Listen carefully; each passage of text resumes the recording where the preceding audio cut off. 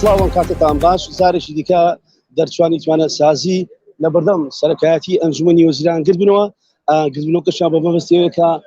داوای شایستە داراییەکانیان بکەن دەچمە لای هەندێک لەوانی کە هاتوونەتە بەردەم وەزیران کاتت باش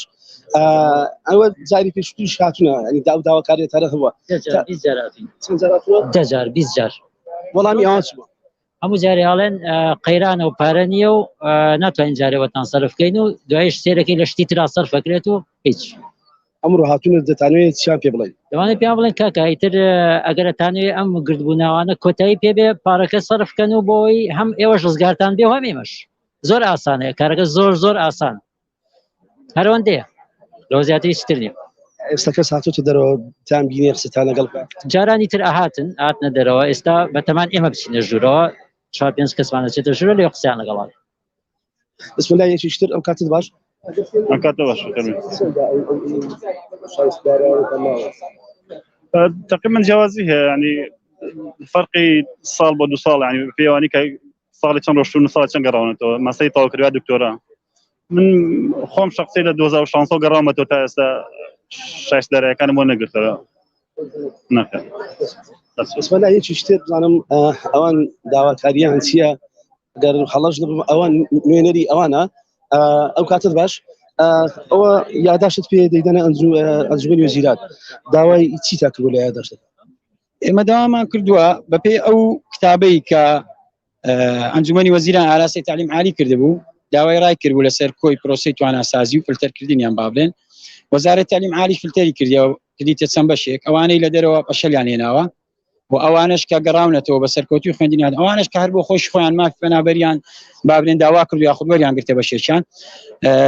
ئەوانەی کە مستحقن تا ئێستا ئەوانەی کە لە دەرەوە گەڕاونەتەوە شایستە داراییەکان لە بۆ نەگەڕاتەوە لە هەمان کاتیشا عقدیان لەگەر وەزارەتی تعلیم عالیە ئەگەر خوێندنیان بە سەرکەوتوی تەواو کرد پێویستە شایستە داراییەکان لە بۆ بگەڕێتەوە بەڵام تا ئێستا ڕێزیان لە واژوی خۆیان نەگرتووە بەڕاستی کەم تەرخەم بووینە تعلیم عالی لە نوێدایەتی ئەو دەرچوانی تواناسازی کە تا ئێستا لێرن. چەند جارە بێنێ بەردەم ئەنجومەنی وڵی چەندین جارە زیاتر لە 4-5 جار ئەبێ پێم چیان پێ گوت؟ حدید ڕقەمەکە بڵێ حتا ئێستا ئەنجومەنی وەزیران ئاخری جار کە نوێنەرەکانمان لەگەر دکتۆر مێسەبا دانیشتکرد و لەگەر چەندین بەڕێزی تریش کتابیان کرد لە بۆ ئەنجومەنی وەزیران ئاخری جار داوان کردووە کە وەک پێم گوتی کتابێکان لەوە بکەن ڕا لەسەر تواناسازی هەرچەندە پێشتریش ئەنجومەنی وەزیران لە کابینەی پێشووتر بڕیاری دەرکردنی با بڵێن سەرفکردنی 30 میلیۆن دۆلاری کرد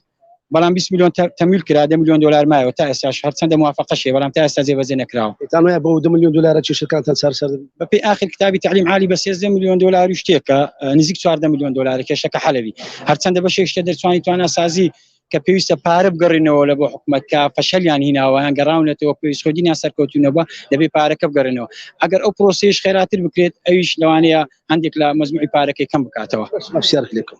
ئەوە چون لە دەرەوە خوێنتان حکوومەت پرۆژێکی بۆ بەناوی تواناسازی دوای هاتەوە ئێستا چەند ساڵ ئێوە بە دوای شایستە داراییەکان وەربگرتەوە ئەم جۆرە مامەڵەکردنە لەگەڵ ئەوانەی